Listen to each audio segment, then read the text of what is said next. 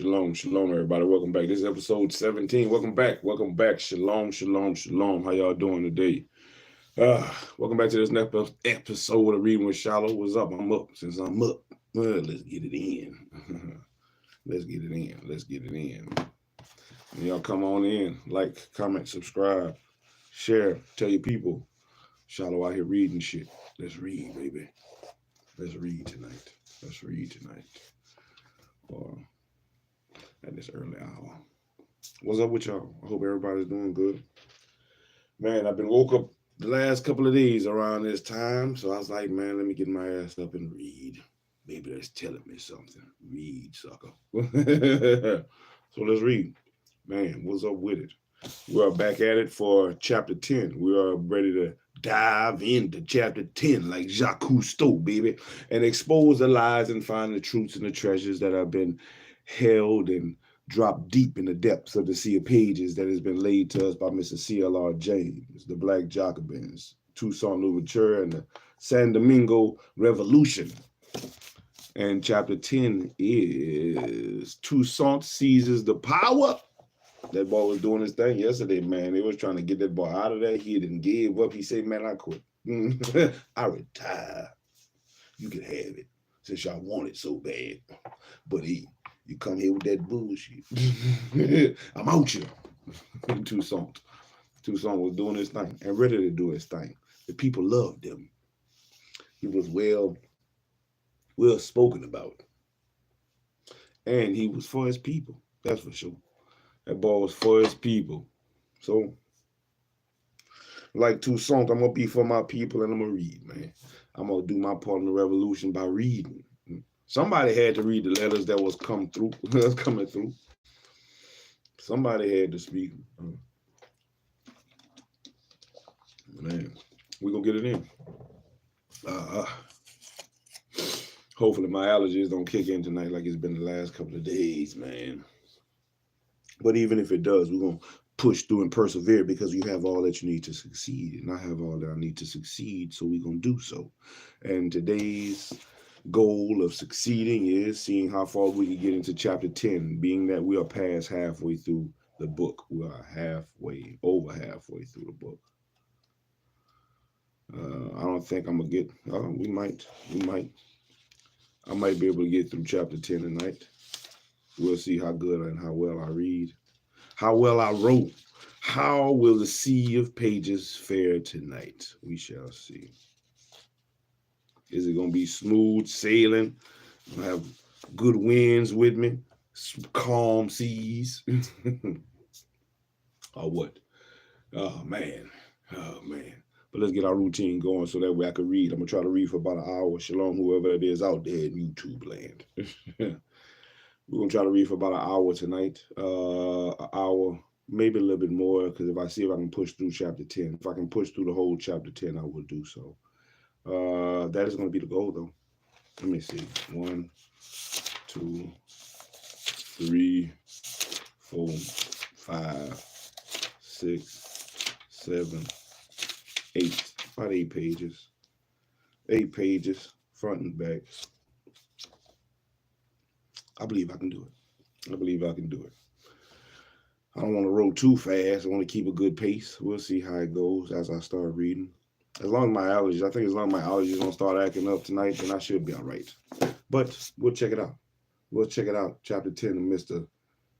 C.L.R. James's book, The Black Jacobins. But before we do that, man, let's get our routine going. Work our body, work our mind, work our body, man. So let's work our body right quick and get the blood flowing since I'm up and at it. Let's get up and at it. Shit. And get this weight off me.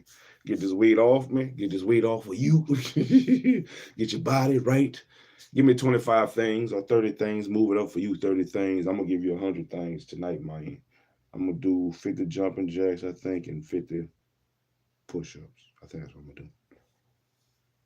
50 jumping jacks, 50 push-ups, whatever.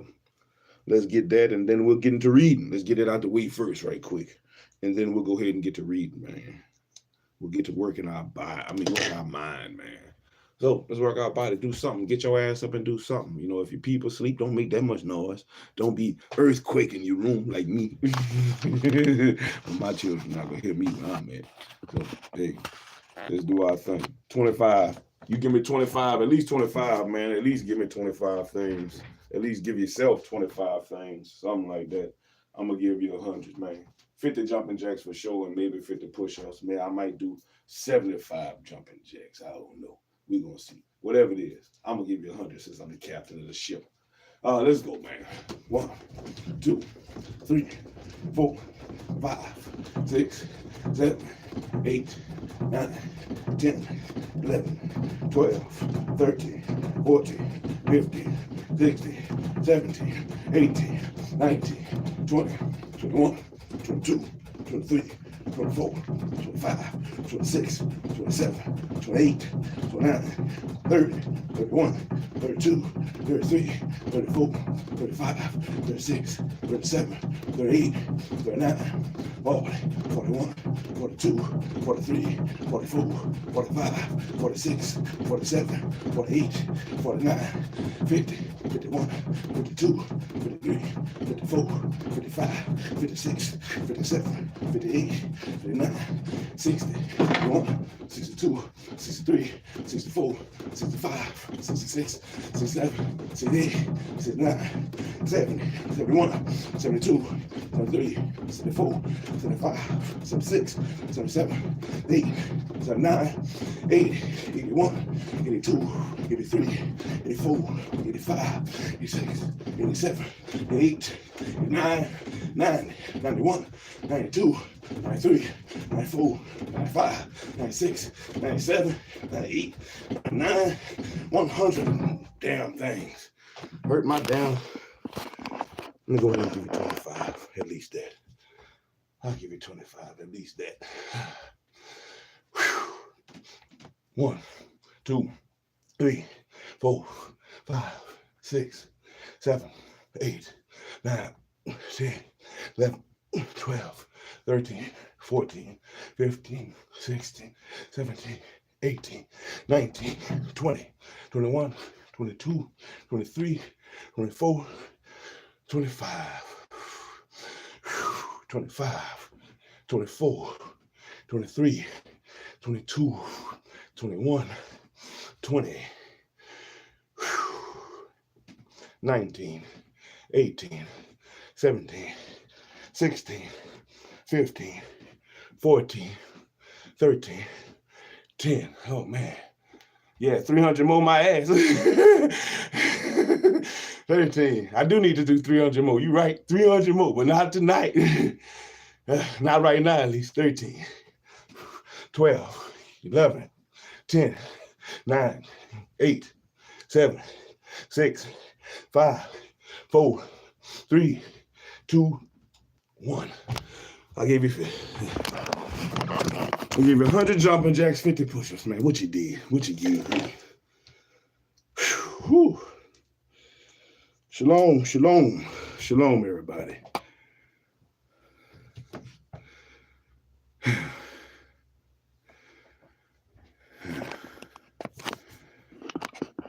Shit. Ooh-wee. Well, man, I do need to do 300 more. Shit. Scott. But by the end of the episode, since it's work your body, work your mind, and then work your body again, at the end of the episode, I will do 100 more. So that'll be 200. It'll be 200 tonight for 200 for the episode, 200 for this session, 200 for this session.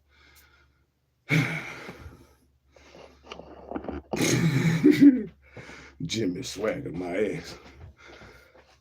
Anyway, all right. I hope that you did something. The objective is to build a better us, build a better yourself. For me, it's build a better me, body and mind, you know. And if not for yourself, do it for the ones that's coming after you. Do it for the ones that's coming after you. So we're in the 27th book that I'm venturing into, that I'm traversing. The 27 sea of pages, Mr. C.L.R. James's Sea of Pages, the Black Jacobins, the Toussaint Louverture and the San Domingo Revolution.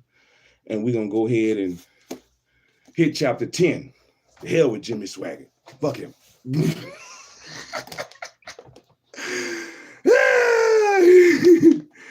Fuck him too. The hell with all them boys. Chapter 10's title is Toussaint Seizes the Power. Toussaint seizes the power. He gave the power up before in the last chapter. Toussaint gave the power up in the last chapter, and apparently he's going to take it back in this chapter. We're going to see. Everybody was trying to put San Domingo back into slavery again. That was pretty much the whole thing. They was all trying to put San Domingo back into slavery. Toussaint wasn't having it.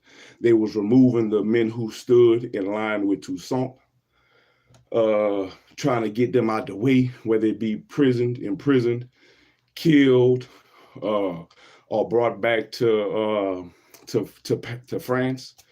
They was trying to pit Toussaint against Regard. Toussaint had one end of the island.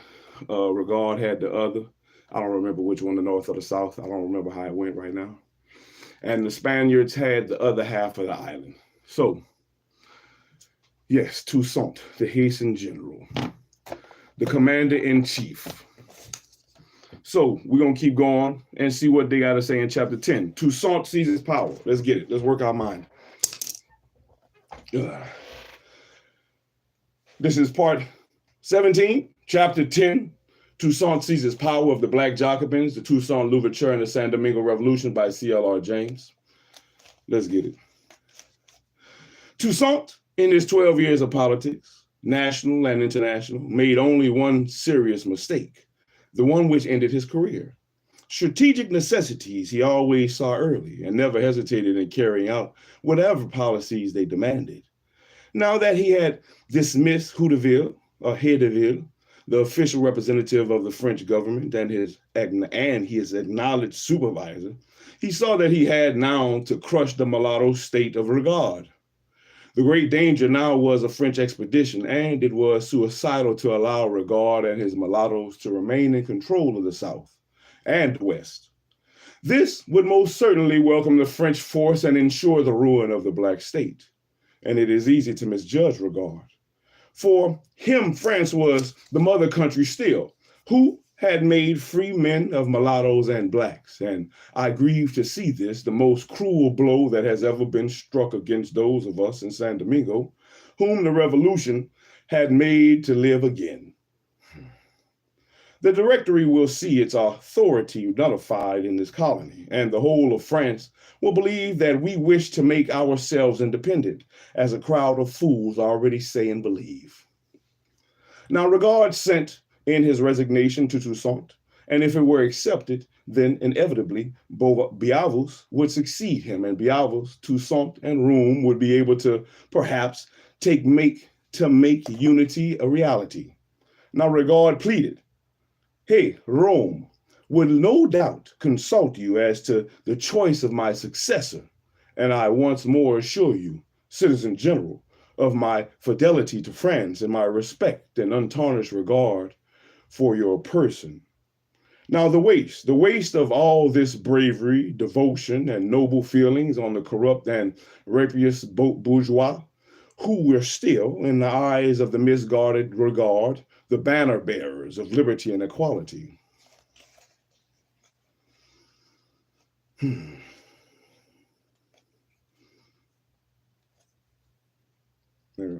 Rome refused to accept Regard's resignation, and thenceforth civil war was inevitable. With the packet that contained Rome's appointment were two other packets, and what did they contain? We do not know, but it may well have been instructions to keep the two parties apart at all costs. Now, Rome did not want war, but he acted as if his business was to prevent a close understanding. Now, Regard's efforts to resign, he intended to retire at France, and the tone of his letters to Toussaint show how uncertain he was. But the French government did its diabolical work with skill. Now, Hudeville suggested that the Directory should even place the blame for the breach on him publicly, so as not to alarm Toussaint. And the Directory expressed its regret to Toussaint at seeing Hudeville return, but professed that to retain confidence in Toussaint. Now, yet, the colonial minister, wrote cordially to Regard. Talleyrand, minister for the foreign affairs, wrote encouragingly both to Toussaint and to Regard, and thus France kept the pot boiling merrily. Now, Madeline left San Domingo in October or November of 1798, and on December 12th, the following appeared in the London Gazette. No event has happened in the history of the present war of more interest to the cause of humanity or to permanent interest of Great Britain than the treaty which General Madeline has made with the Black General Toussaint upon the evacuation of San Domingo. But this treaty, the independence of that most valuable island, is in fact recognized and will be secured against all the efforts which the French can now make to recover it. Not merely without the expense to England of fortifications or of armies, but with the benefits of securing to us its exclusive commerce. Toussaint Louverture is a Negro and, in the jargon of war, has been called a brigand. But according to all accounts, he is a Negro born to vindicate the claims of this species and to show that the character of men is independent of exterior color. The late events in San Domingo will soon engage the public attention, and they are such as the calculated to please all parties. It is a great point to rescue this formidable island from the grasp of the Directory, from whence, if they had regained their footing, they might have innocently menaced and perhaps assailed the most favorite of our West Indian possessions. And on the other hand, it is a great point gained to the cause of humanity that a Negro domination is in fact constituted and organized in the West Indies under the command of the Negro chief or king. That the Black race, whom the Christian world to their infamy have bare accustomed to degrade, and every liberal Briton will feel proud that this country brought about the happy revolution. The British, after having been driven out of the island in September, were opposing in December as the authors of the happy revolution and rejoicing at the freedom of the people, to enslave whom they had just lost 100,000 men.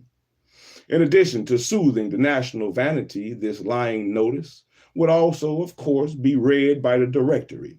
And having thus driven another wedge between Toussaint and the French, Madeline then set out for America to negotiate the division of the trade with that country. Harcourt was set on in advance to San Domingo, but Toussaint did not want to negotiate with the British at all, and he challenged Harcourt about the notice which had appeared in the press. And Harcourt returned an evasive answer, and had the unbelievable stupidity to tell Toussaint that the British were making these arrangements with him, not so much for any military or commercial advantage, but to witness to him their satisfaction at his good faith and punctuality in the execution of his engagements. Now, when Madeline got to America, he found that Toussaint had been making his own arrangements with the American government, and the president had already authorized a trade arrangement and appointed a trade representative to San Domingo. From no classes of people have Negroes suffered more than from the capitalists of Britain and America. They have been the most pretentious preachers of race prejudice in the world, yet the Americans vied with the British in compliments to Black Toussaint with San Domingo trade.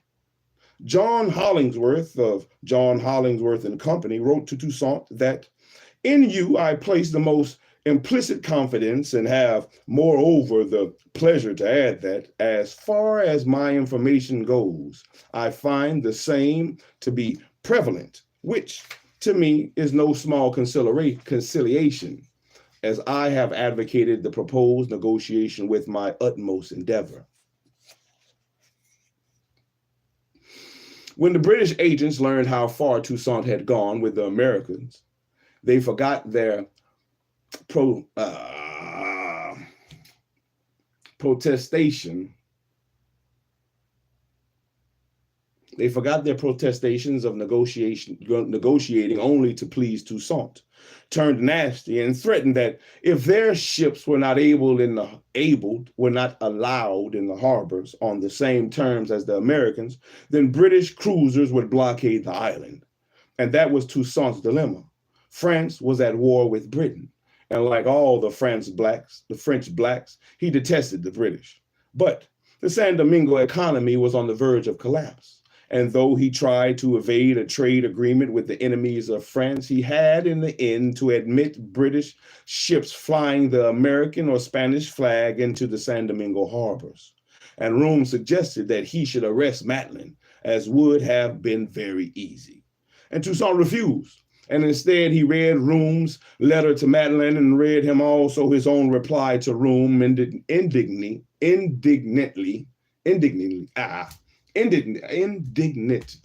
we go, indignantly, replying the base suggestion that Matlin was much impressed. This whole convention was in every way irregular, and Matlin knew that Toussaint had no authority, and Toussaint knew that he had none. And at the peace, all these problems would be resolved. And in any case, to treat thus with Britain, actually at war with France, was a dangerous thing to do. But it was an act of wise and courageous statesmanship. And even Rome, the agent of the French government, whom it placed in a very difficult position, had to admit that Toussaint was justified. And the Directory itself approved of the arrangement with the United States in the Monitor of 26 Vandermeer and the 8th October 19th, 1799. And Toussaint attempted no secrecy. He openly admitted that there were secret clauses in the convention, mutual promises not to attack each other, but that these secret clauses were necessary for the salvation of San Domingo and were no treason to France. And even Regard joined the chorus of praise, although many enemies, always active to harm me, have managed to dismiss your friendship for me. And I am not the less an admirer of your talent and your merit. And I offer my tribute of praise with which you deserve. But the trade with America could not have been arranged without the consent of the British, and Regard, however, said nothing about this. Toussaint, on the other hand, excluded the ports of the South from the agreement, and even before he actually signed with Matlin on June 13th of 1799, he once more took the offensive against Regard.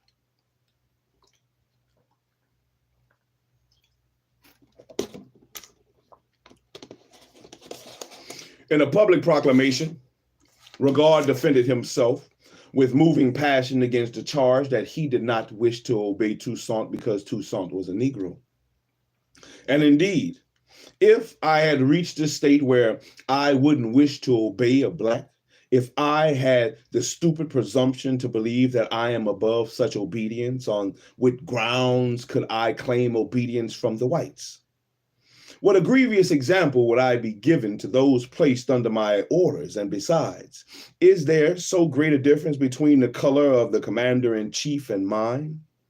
Is it a tint of color, more or less dark, which instills principles of philosophy and gives merit to an individual? And if one man is the little lighter in color than other, does it follow that one must obey him in everything? I, not willing to obey a black, and why all my life from my cradle I have been obedient to blacks. It's my birth, the same as that of General Toussaint. Isn't my mother who brought me into the world a Negro? And have I not a black elder brother for whom I have always had a profound respect and whom I have always obeyed? Who has given me the first principles of education? And is it not the black who was schoolmaster in the town of Lacaze? And isn't it clear that I have been accustomed to obedience to blacks all my life? And everyone knows that first principles remain eternal, graven into our hearts. I have, consecrated my life to the defense of the blacks. And from the beginning of the revolution, I have braved all the cause of liberty. I have not betrayed my principles, and I shall never do so. And besides, I am too much a believer in the rights of man to think that there is one color in the nature superior to another. I know a man only as a man, and these words could not have been written before July 14th, 1789. A true son of the Revolution, Regard was hurt in his soul that people might think his quarrel with Toussaint was due to Toussaint's color, and Toussaint was equally emphatic. And though he accused the mulatto class of conspiring against him, yet he disdained the charge of hating mulattoes by pointing to the great number of them who were fighting in his army against Regard. Without doubt, the suspectabilities and the jealousies born of the differences of color manifested themselves sometimes to an unreasonable degree, but the exigencies of the service and a severe discipline had more than fused the three colors in the ranks of the army. The same state of things existed in the civil administration, and this was one of the happiest consequences of the political equality consecrated by the principle of the Revolution. The rivalries of color were not then the initial cause of the conflict, which was beginning, and they complicated it and became one of its elements when many officers of color in several parts of the country took Regard's side, and Toussaint had to treat them as traitors. This is the opinion of M. Paulus Sanan, himself a Haitian, and no one has written more wisely and profoundly on the San Domingo Revolution and Toussaint Louverture. Now, very clearly, also, he sees the mulattoes as the typical intermediate class with all the political instability of that class. And there was always also more of the political tradition among the men of color and a peculiar disposition, often noticed, which tended to make them particularly susceptible to all of the hopes or the anxieties which grew out of the public events. It is this mental attitude which caused the struggle between the military chiefs to assume all the tendencies of a war of color.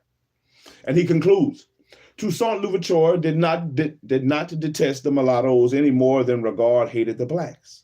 And if each of them defended himself badly from the contrary sentiments which they attributed to each other in this respect, it was because they needed, each of them, the united force of a party in a conflict where the parties were confounded with the classes and the classes with the colors. Toussaint, for a moment, seems to have thought of winning over Biavas and to his side, and through Biavas of binding the colony together. He published a proclamation attacking Regard and praising Biavas. And Biavas, though the very amiability of character which made him so beloved by everybody, played a miserable role in this crisis. And had he declared boldly for Toussaint, such was his influence and his strategic importance of his command that Regard could hardly have fought at all. Had he declared for Regard, Toussaint would have been in serious danger. But so slight was the class bitterness and color feeling in the beginning of the struggle that Biavas and a mulatto of the mulattoes could not decide. And finally, he threw up his command and sailed for France, honest to the last and unable to take sides in this fratricidal struggle, maliciously kindled by the eternal enemies of peace in San Domingo. Now, Regard struck first and took Petit Goave, but this fine soldier, so brilliant against the English, at once audacious, tenacious, and careful, was at his worst in this crucial campaign. Whew. Now, where Regard hesitated and looked to France, Toussaint looked to France for nothing, sending Dessalines into the south. He traveled north to crush the revolts, and free blacks of the north were revolting for Regard, and even Pierre Michel, ancient slaves, joined the revolt against the Toussaint and was shot. And before the speed of Toussaint's movements and his ruthless execution of traitors, the rebels quailed and punished even with death those who attempt the least movement. Despite Regard's facilation, the mulatto South fought magnificently at first, and all their pride was roused and their bitterness can be understood. There was all the old hatred between mulattoes and blacks, and Toussaint had striven to moderate it, but it still remained. And the Regard brothers and other mulatto leaders had a great record of military and administrative success from the very first days of the Revolution. Now, Regard's achievements against the British were nearly as fine as Toussaint's, and the morale of the mulatto population was high.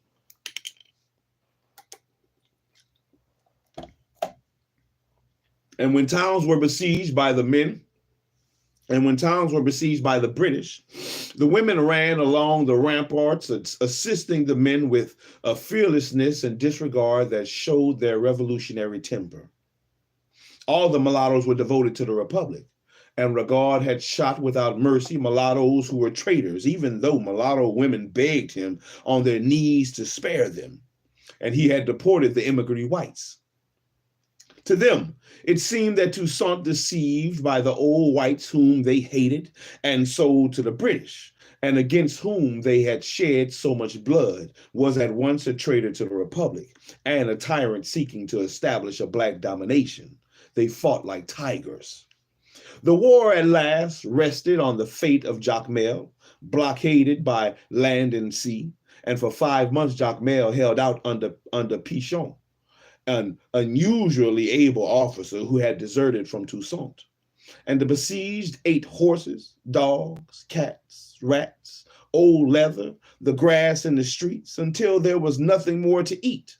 And Regard, strangely inactive, fought irresolutely, waiting for France. And at last, Jacmel could hold out no longer, and the starving garrison cut its way through Dessalines' men, and Toussaint's ultimate victory grew nearer.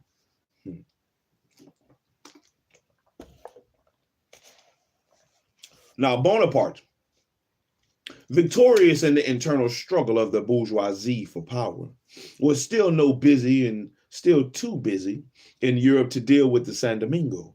But Hedeville assured him that Toussaint was sold to the British, and Toussaint's talk to Mouzet had been copied down by Mouzet's white secretary and sent to France.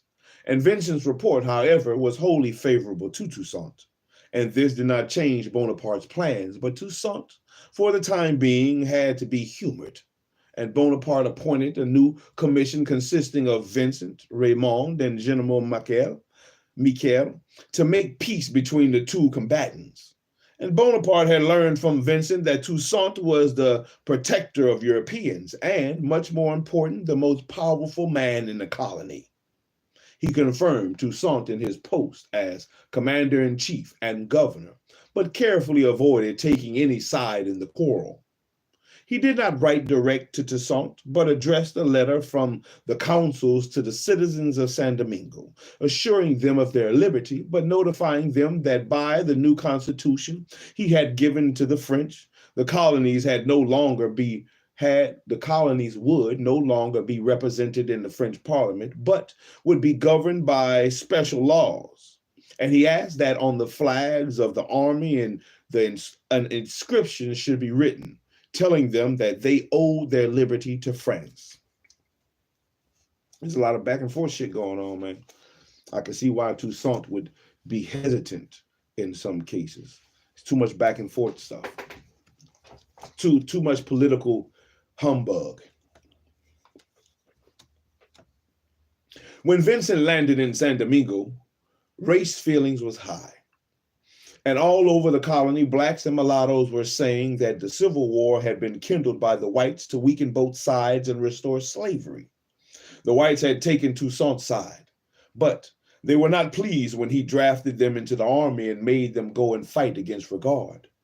But the black laborers were heartily sick of commissioners from France, and they said that they did not want any white people to govern them. They would be governed by Toussaint. Excuse me.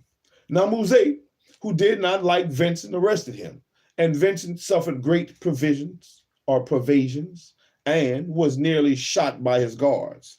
Toussaint apologized to Vincent, but the arrest could hardly have taken place without his orders.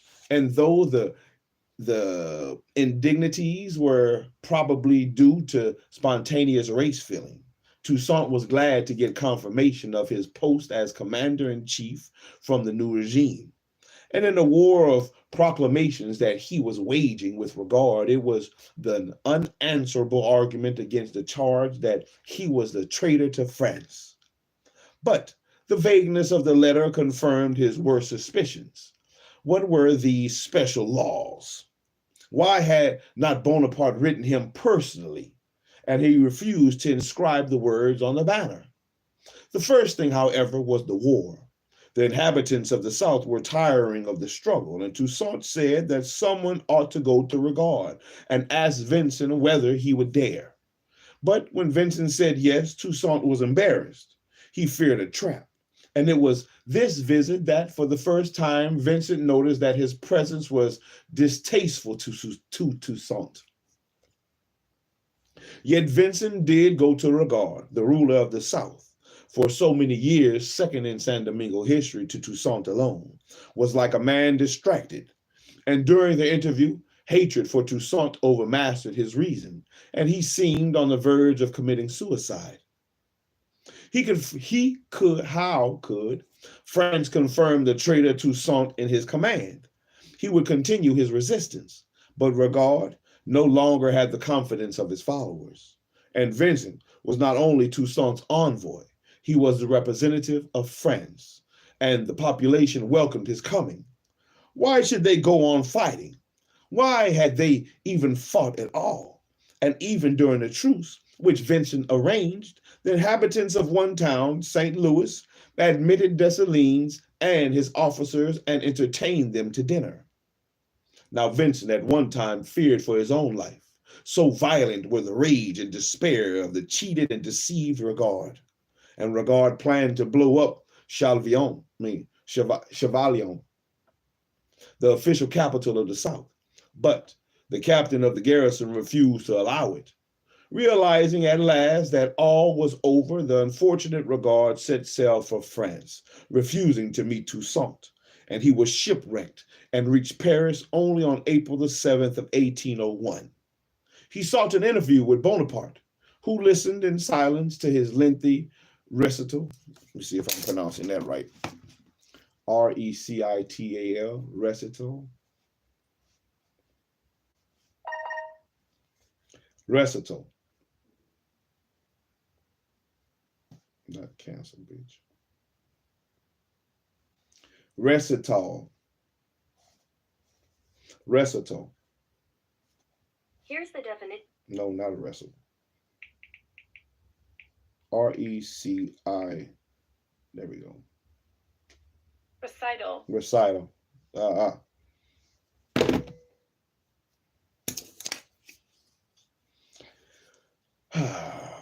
He sought an interview with Bonaparte, who listened in silence to his lengthy recital, then told him, "General, I blame you for only one thing, not to have been victorious. In the years of its history, as an independent state, the mulattoes and blacks of San Domingo have fought the unceasing struggle of the classes, and sometimes rising to civil war, as in common to societies, whether homogeneous or in color or not, homogeneous in color or not. But at the slightest threat of foreign invasion, they have always presented a solid front to the enemy.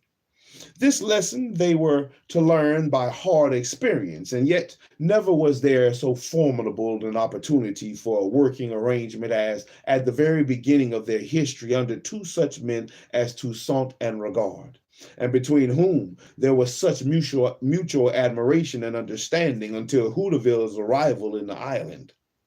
Now, Houteuville's role does not concern us, and the fatal error was Regard's. He could not see as far as Toussaint saw when he politely but firmly declined to play the fly to Madeleine's spider. With victory by August 1800, Toussaint had only half solved his problem. And hitherto, he had been distinguished for his humanity towards beaten opponents and his conciliatory policy towards enemies, even the immigrant whites, whom all Republican San Domingo hated and distrusted. But the garrisons in the South and the officials were still mainly mulatto, and to leave them as they were after the bitterness of the Civil War meant that if a French expedition landed, they would welcome it even more eagerly than when under Regard. 700 of Regard's finest soldiers left the South and went to Cuba rather than serve under Toussaint, and he asked Clairvaux, one of his mulatto commanders, to govern the South, and it was a concession to mulatto sentiment, but Clairvaux refused, and thus the task of pacification fell unfortunately to Dessalines. Toussaint did not confiscate property, not even the property of those who had followed Regard and abandoned the colony, and 1/4 of the revenue from these plantations he gave to the laborers. 1/2 he turned over to the public treasury, and the other 1/4 he kept for the owners. Mulatto women had conspired against him, but even during the war, he said that he did not make war on women and would not pay much attention to their cackle. If they were proved guilty, he would merely imprison them and see that no harm befell them. All through the privations of the war, and immediately after, he treated them with special care, but he could not trust the army that Regard had made, and which was as loyal to Regard as his own army was to him. Despite the amnesty, therefore, he commanded Dessalines to purge the troops. 300 prisoners in Léogane were shot, and 50 others in Port Republican, nearly all officers. And Toussaint had to put a stop to it. I said to prune the tree, not to uproot it. And all things considered, he had been singularly humane. But the population of the South had made peace on Toussaint's word, which he had the reputation of never breaking. And he had fought the British and the Spaniards and strictly observed all the rules of war. And many white emigres, traitors to their country, now enjoyed their plantations and lived happily and peacefully under his protection after 4 years' service in the British Army. While the South saw the brothers Regard driven away and men who had shed their blood against these whites for the Republic shot down in cold blood by Toussaint's soldiers. A great bitterness against Toussaint and Dessalines smoldered in the hearts of the mulattoes of the South. And Toussaint knew what he had done and the danger, but he could not help it. At all costs, he had to have an army in the South on which he could depend when a French expedition landed. I agree, Toussaint. I agree. You had to do what you had to do. Now the South was now under control, and the next danger spot to be safeguarded was Spanish San Domingo. Bonaparte had expressly forbade Toussaint to annex that colony, and Toussaint would then be master of the whole island and all its resources and all its forts. But it was exactly the reason why Toussaint was going to take it. He was not going to leave his flank exposed to the French expedition. And Rome had hitherto supported Toussaint against Regard.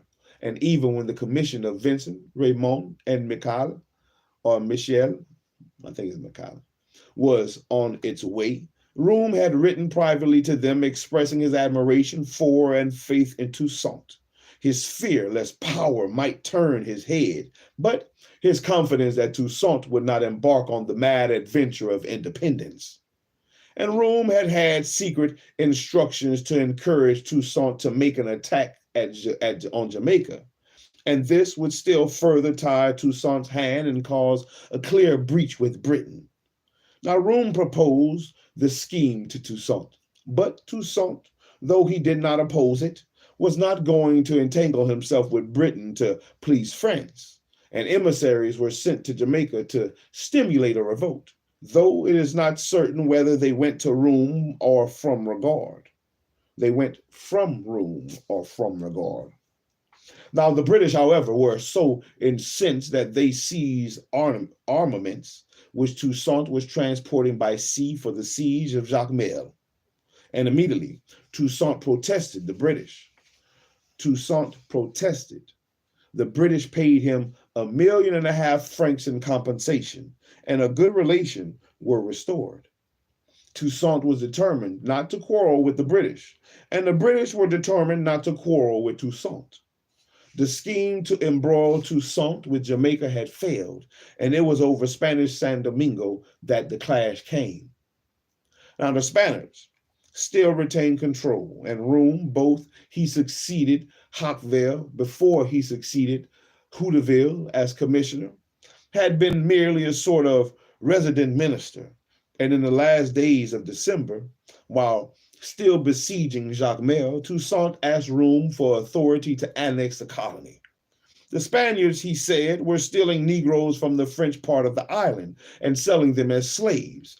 And this was true, but obviously only a pretext. Room had done his best, but he could support Toussaint no longer, for Bonaparte's orders were rigid, and Room had to defend himself. And Toussaint, having allowed British trade representatives in San Domingo, Room published a proclamation calling on him to chase them from the colony and prove that the accusations of infidelity to France were untrue. Toussaint refused, and Room demanded permission to return to France.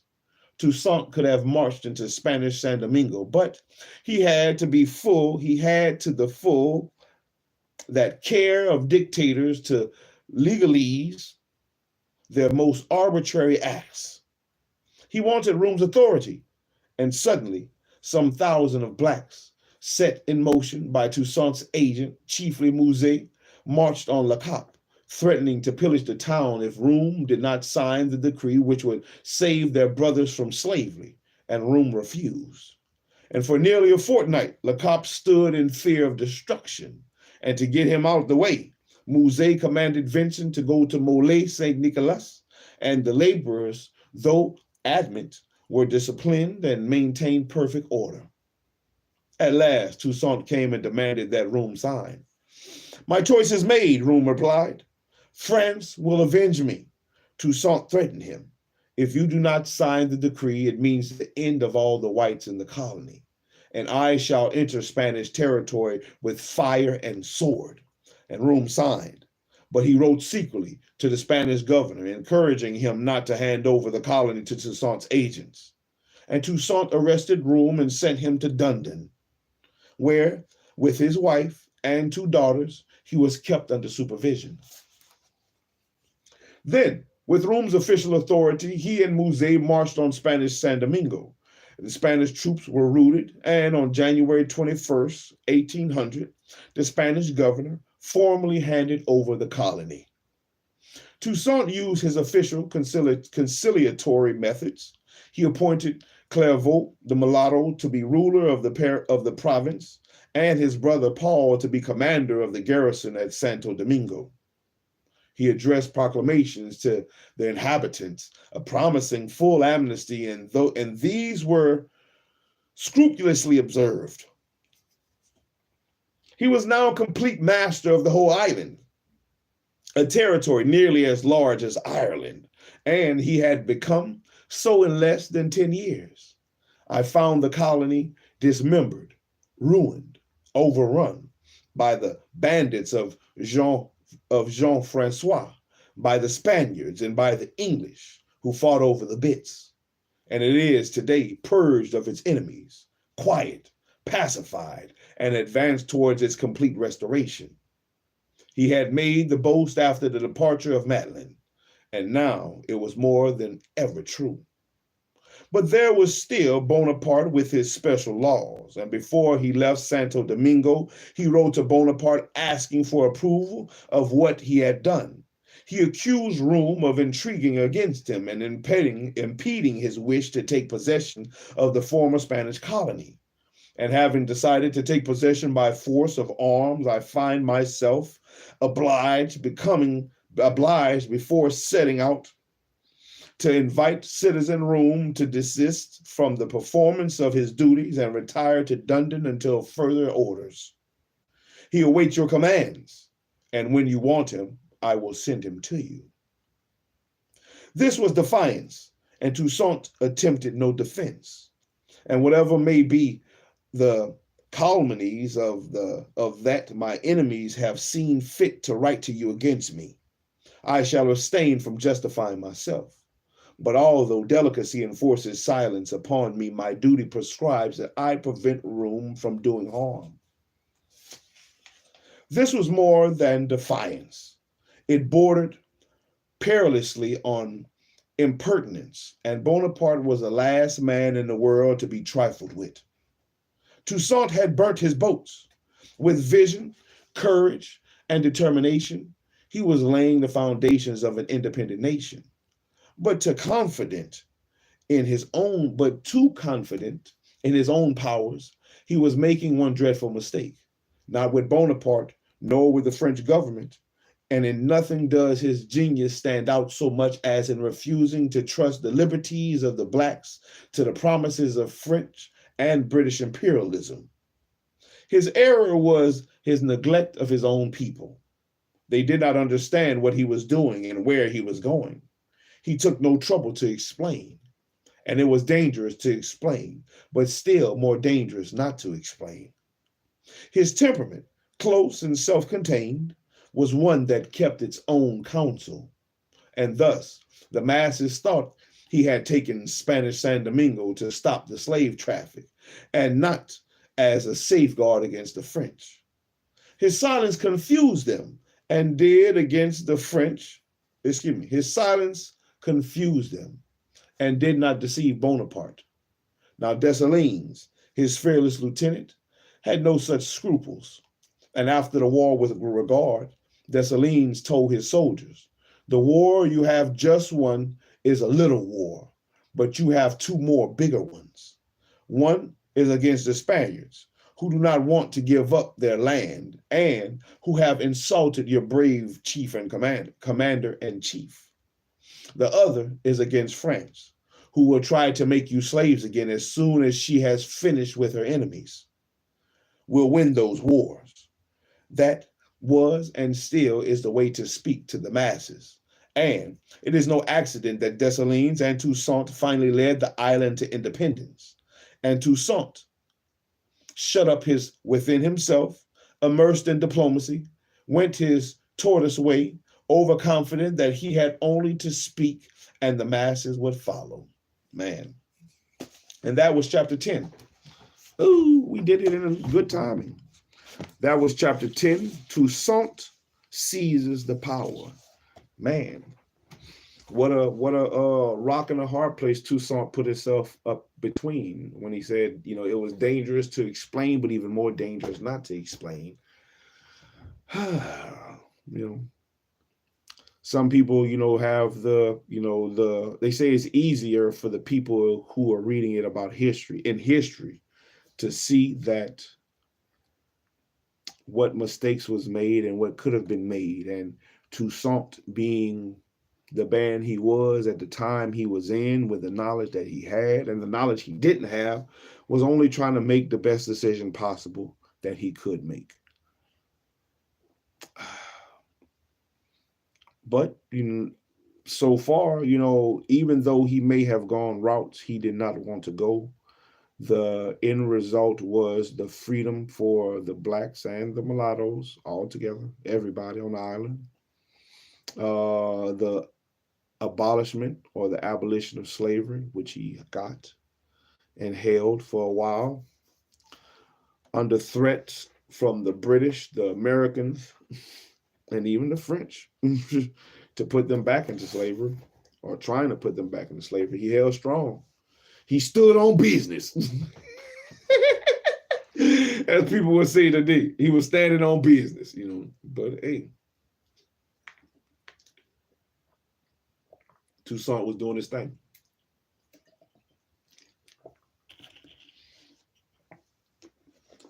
And did his thing. So we made it to chapter 11. Chapter 11 is titled The Black Council. The Black Council. which we'll get to later on today. We'll get to that later on today before the Sabbath starts. Definitely, I'll read it definitely before the Sabbath starts. It's pretty lengthy, so chapter 11 will be 2 parts. I can tell now. Chapter 11 will be 2 parts.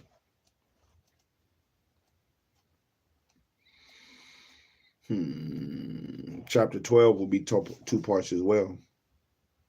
Man, I don't like the sound of that title. The bourgeoisie prepares to restore slavery. Oh yeah, man, they got it on their mind. And then chapter 13, the war for independence.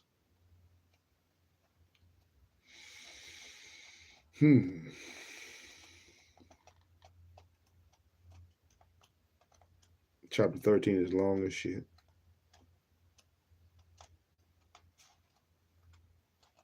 Pooh. Yeah, chapter 13 is long as shit.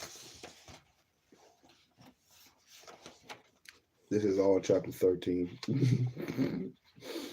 Damn. This is all chapter 13. We got chapter 11, 12, 13. Man. It's all gravy. We'll push through it. We'll push through it the same way Toussaint pushed through the British, the French, and the Spanish armies. We'll push through it. Conquer it.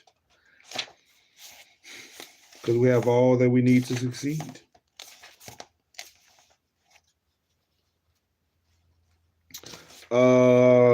There's the bibliography. I'm not sure if I'm going to read the bibliography.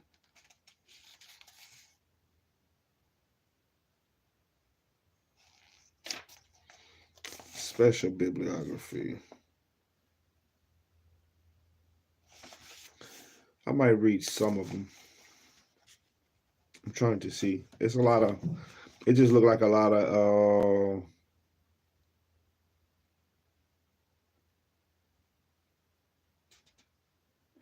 titles, official titles, and references. Maybe references to certain decrees.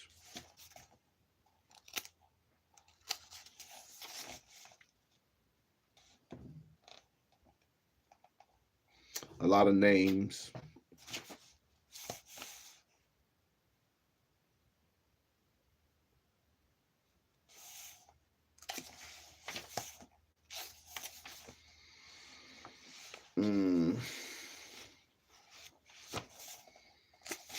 The appendix looked like it's readable. Y'all probably read that. I think I'll definitely read the appendix. The appendix is readable. We'll skip the bibliography. Yeah, skip the bibliography and definitely read the appendix. From Toussaint Louverture to Fidel Castro, we'll definitely read that. We'll definitely read that. I'll skip the bibliography. All right. That was that. That was part 17, episode 17 of The Sea of Pages laid to us by Mr. C.L.R. James, The Black Jacobins, Toussaint Louverture and the San Domingo Revolution, which we are moving through greatly. We're moving through greatly. We're moving through pretty quickly. I'm gonna assassinate this book in no time. Hey, we got about another week. I would say about another week. We got another week. Another week, maybe. Week and a half. It just depends on how the reading goes. If we can get through, I think chapter 11 is 2 sessions. Chapter 12 will be 2 sessions. Chapter 13 is gonna be the monster. So it's 2 sessions. If I could do 2 a day, for sure 1 a day, that'll be 4 days right there for chapter 12 and 13.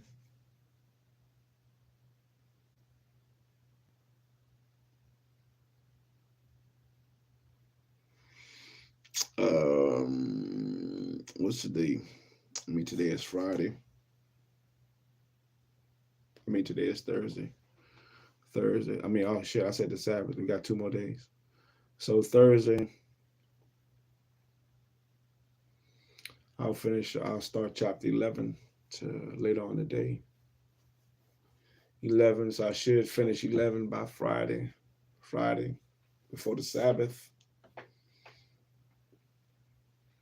We can finish chapter 12 by Sunday evening, Sunday night, maybe Sunday by Monday. And then push on chapter 13 by Tuesday, no later than Tuesday. We'll just have to make a push for it. We'll have to make a push for it and see. Because once I get through chapter 13, that'll be the biggest hurdle.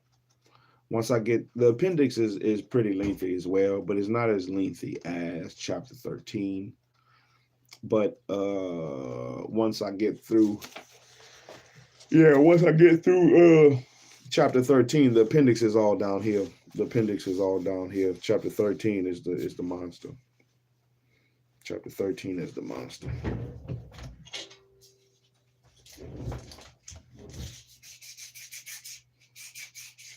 Oh, yo. But we'll push through it. We shall push through it, man. We accomplished. We succeeded, man. Let's work our body one last time. Let's work our body one last time. I'm going to give you 100 jumping jacks. 100 jumping jacks, and I'll try to get 50 push-ups to go out. So that'll put me at 300 things for today. At least for this episode, 300 things. Let me take a time and see what these people talking about on here. Old Liberty Bible Institute and put all type of messages and retracted all type of shit.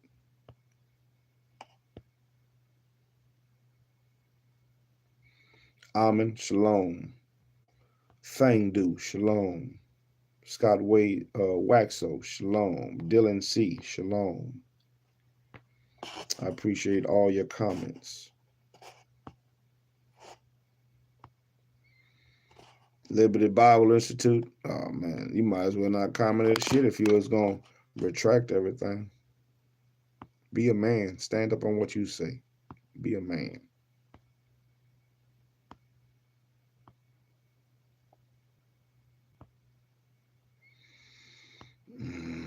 But hey, regardless, man, I appreciate all the comments. All the comments help.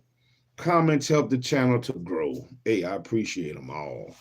Hey, like, comment, subscribe, share, tell your people, SHILO out here reading shit.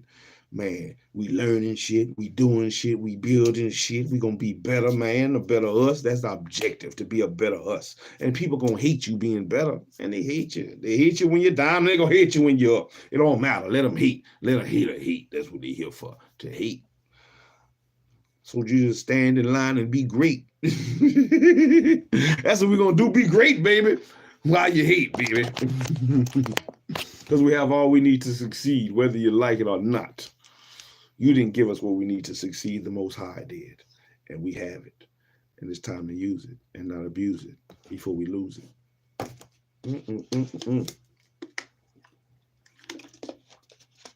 Man. And I'm going to keep exposing the lies and unearthing the truths that they have buried in between the pages, man. Let me be the destroyer of worlds. Shiloheimer. Destroyer of worlds. Captain Longbeard. Captain Bootsoulja. Pirate on the sea of pages. Finding the treasures. Because that's what we're looking for, the treasures. What treasures await us in each of these books, man? It is treasure within each of these books. It is treasure there. We just got to go find it. Just like the One Piece. We got to go find it, baby. It's there for us. We got to find it. But, you know, hey, I understand people don't like to read. I understand. I used to be one of them. I still have to push myself to read at times. But I definitely do like the advancements I have made by reading so much. I definitely like what I hear when I listen to myself read out loud. I definitely like it. It's a big difference. A big difference from when I first started reading to now. A big difference. And I like that growth, strength. confidence. The pronunciation of words is better and better, and it's going to continue to get better the more I strive for greatness. And maybe the readings can help somebody else. Maybe they can find something that they can use and apply in their life to help burn down the plantations in their mind, cause an insurrection and a revolution in their mind. Man, because we got to be better, man. We got to be better. We've been on some humbug out here. We got to be better. I've been on humbug. I got to be better. I've made mistakes. I got to correct. And it's going to take some discipline.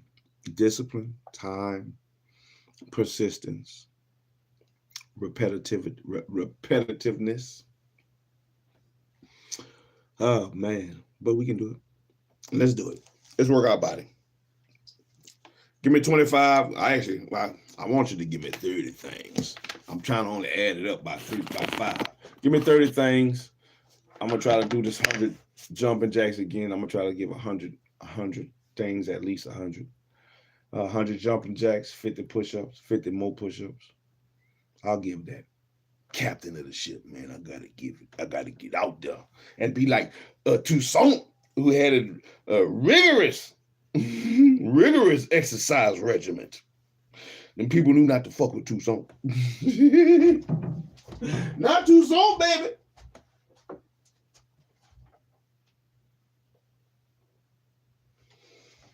Oh, man, I can feel it. I can feel it. I don't want to do it, but let's do it. Oh, let's get it in, man. Shit.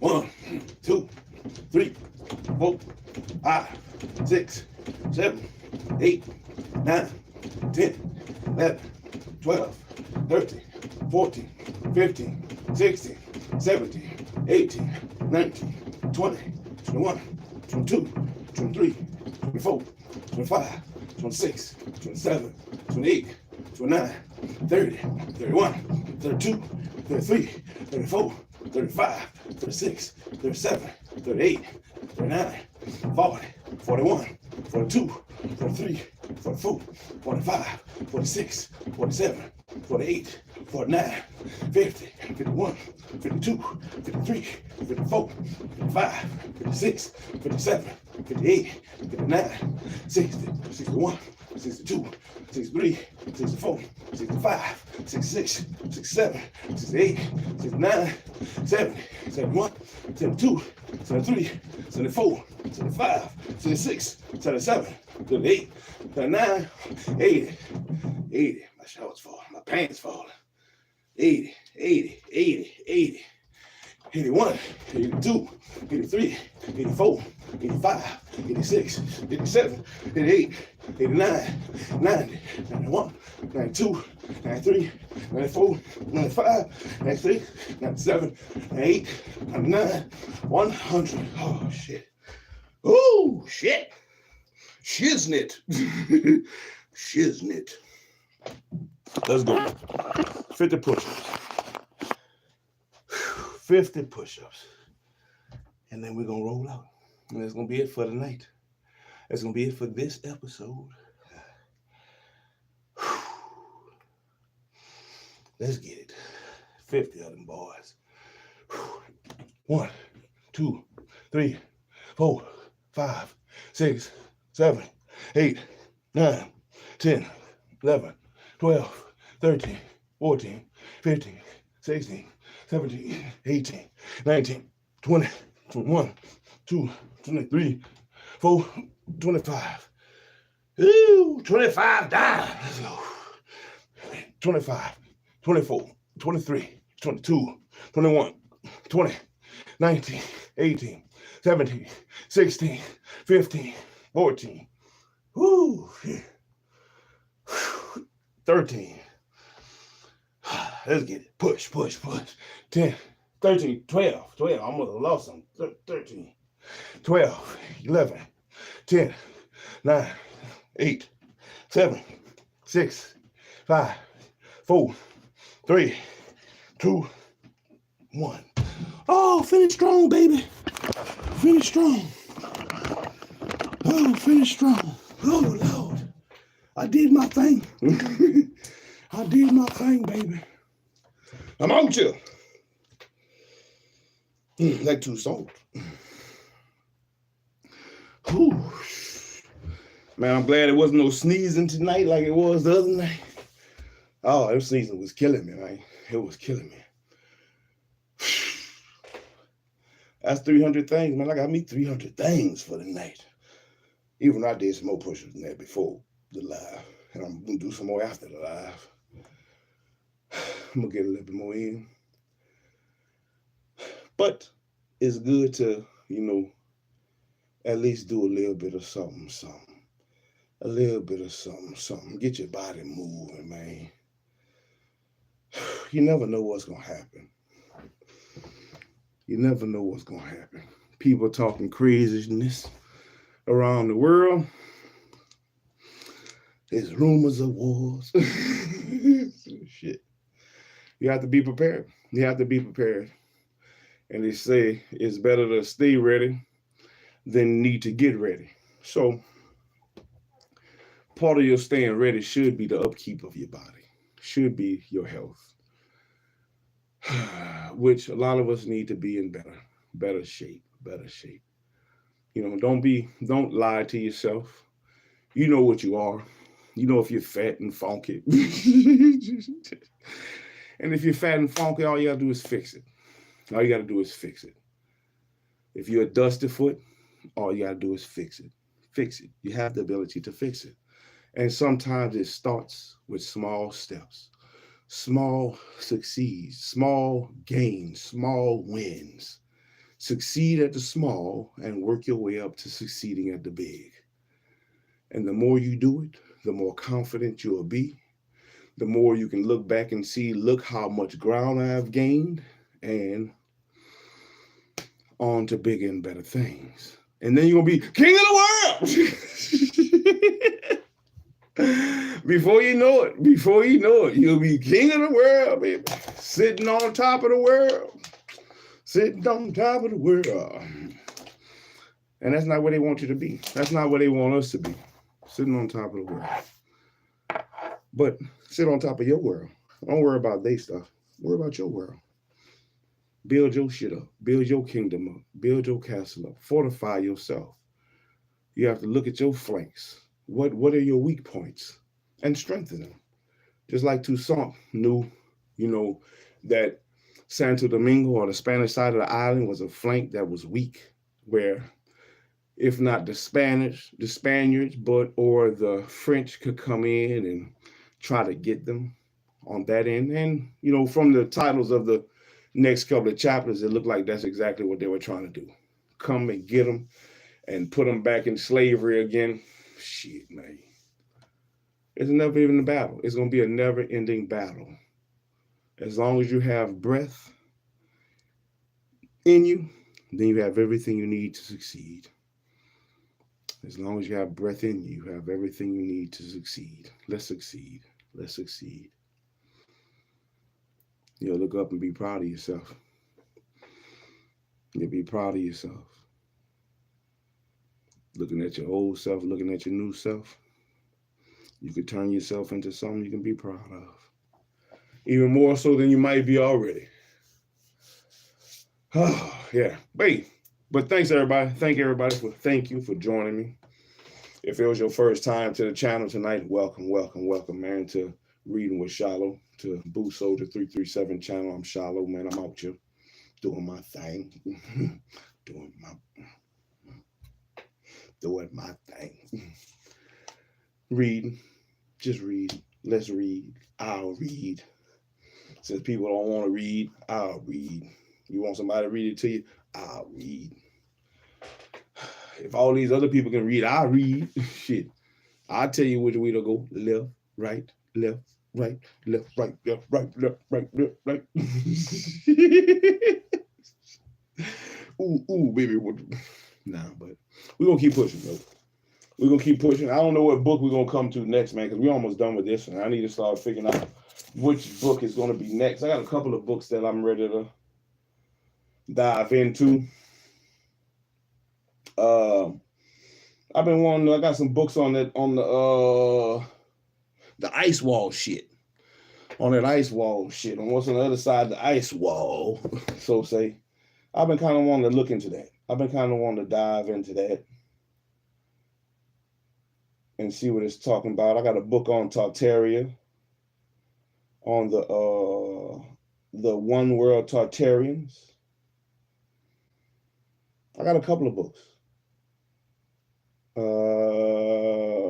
The Black Indians. I definitely want to read that one. I might read that one next first. I still do want to get into the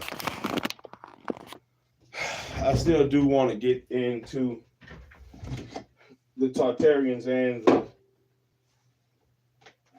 I got about 4 books on I have not read any of these. We got The Dome and Outer Space Projection. That's a small book. You know, I think we can get through that one pretty quickly. And this might lead us into the Tartarian book. Terra Infinita. Terra Infinita, the trilogy, which has, I guess, 3 books. The Navigator Who Crossed the Ice Walls.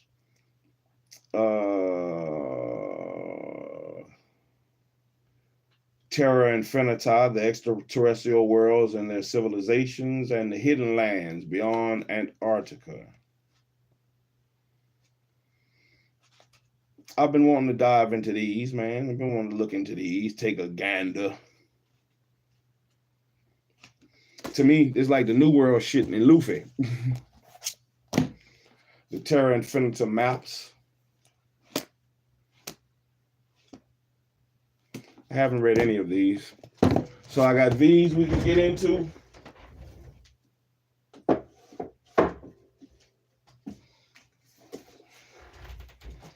The One World Tartarians we could get into.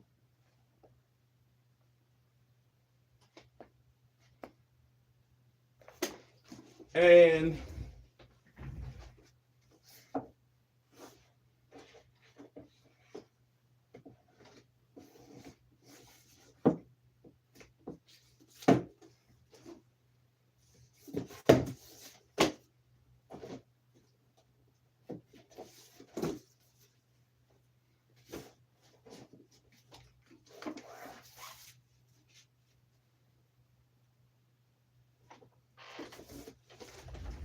we got a couple of books on the Black Indians, which I think will be good.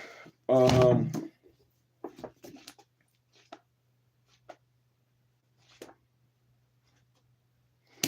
think I have this one, Africans in Colonial Louisiana, the development of Afro-Creole culture in the 18th century. And this one goes on the heels. I believe that this one would be nipping at the heels of the Black Jacobins and the Toussaint Louverture and San Domingo Revolution, because a lot of the people from Haiti came to Louisiana. Louisiana was also part of the Louisiana Purchase, which Napoleon Bonaparte gave up. Due to, I think from the beginning of the other book, due to his battle with Toussaint. It was just too damaged. So a lot of this in the 18th century, this takes place on the heels of the shit that was going on with Toussaint and a lot of the uprisings dealing with the Haitians.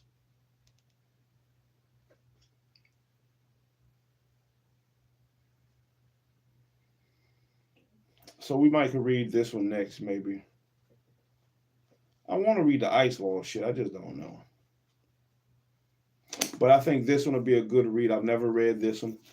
This one is by Gwendolyn Midlow Hall. And I think this one will be a good segue because it talks about some of the Indians that were down here, like the Choctaw and some I just briefly saw 'em. Some of the other Indians where we could go into the Black Indians and then the Black West, and then maneuver our way to the 500 nations. Oh man. Or we could use the 500 nations as a reference. European expansion. I think this is a misguided book, man, honestly. Because the Black Indians is going to go against some of the depictions. The Black Indians is going to might tell a different story than the 500 nations, but it's still something we could probably look into. We'll see. I might go that route.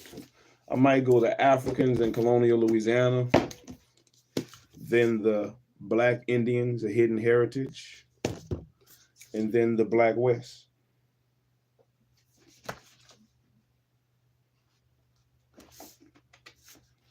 Yeah, we might do it like that. We might get through these. We might get through these three first. We might go that route just like that. Africans in colonial Louisiana, Black Indians, the Black West, and then after we finish these three, then we could dive into the that'll leave the room open for us to dive into the ice wall shit.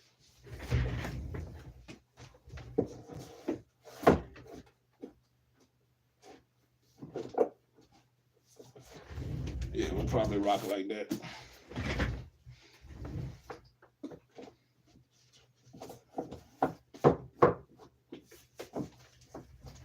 Yeah, we'll probably rock like that. Let's move that way. Yeah, because that'll leave it wide open for the ice wall stuff.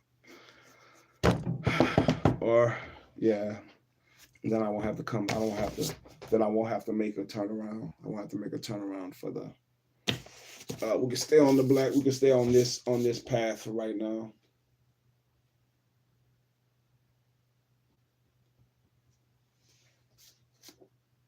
But I do want to read that ice wall stuff. I do want to see what it's talking about. I like a good adventure. I like a good adventure thing. Hey, but we'll come back next time, man. What time it is? Let me see what time it is, man. 4:02. Man, I might go lay it down. I might go lay it down. I might not. We'll see. I wasn't able to get to Rise and Scripts yesterday, so I definitely will get to it today. Even if I do lay it down once I get up, once I wake up, we'll go ahead and do the Rise and Scripts, where we'll pick back up in Ecclesiasticus, the book of Ecclesiasticus. I believe we're in chapter 11 right now. We're in chapter 11, so we'll pick back up in Ecclesiasticus chapter 11 and read a couple of chapters in that for Rise and Scripts, and then come back later on in the day. It depends if I'm not fishing, man. I got to see what the weather like, man. I'm trying to hit that water. That's having some seats for my boat. Got some seats for me and my papa, and me and the boys, and papa might go get on that water because I heard that Saturday. It just rained the other day too, so I might wait till Friday. I might wait till Friday to go fishing, but I still, even if I do go fishing, I'll still get up and do Rise and Scripts first, and then I'll probably give some fishing footage out there on the water, especially if we catching, man. I want to catch a boatload of Saturday. And if you don't know what Sackler is, that's a crappie. Other people call them crappie. They say the crappie or the Sackler should be about time to spawn. Should be spawning time here soon, if not already. It just depends on the weather, they say. And it's starting to get warmer. Friday is supposed to be like 72 degrees, which I think going to be good for the boat. I think there's going to be good weather for us on that boat. So we'll see. We'll see. But Hey, man, that was episode 17, the Black Jacobins. Oh, I was out here, baby, reading that shit. Thank you, everybody. Catch me on the next time. Catch me on the next go around. One book at a time, one episode at a time, man. One session at a time, one chapter at a time, one page at a time. Man, one paragraph at a time, line upon line, here a little and there a little, until we seek and find the treasures that are deep, deep in the pages. I'm out here. Shalom, everybody. Shalom out. Till next time.